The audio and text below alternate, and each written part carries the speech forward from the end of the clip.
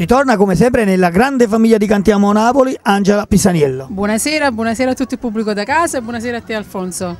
Angela, allora, il 2014 è appena iniziato, Sì. Cosa c'è in bolle in pentola per Angela Pisaniello, cosa auguriamo ai nostri telespettatori? Allora, innanzitutto l'augurio che faccio è per tutti, vale per tutti, per chiunque avesse un desiderio da realizzare nell'anno nuovo che si possa avverare, per tutti, tutti. E il programma mio per l'anno nuovo è in pratica questo nuovo CD che vada per il meglio, ecco qua, inquadriamo. Il titolo? Va all'inferno.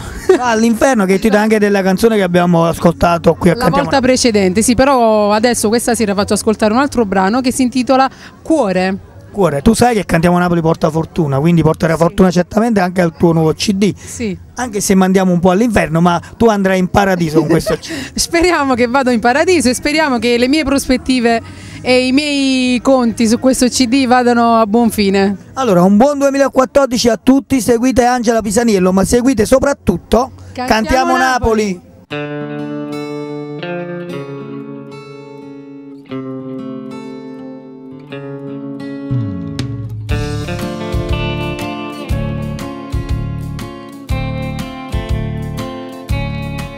È lunedì, scendo su lì,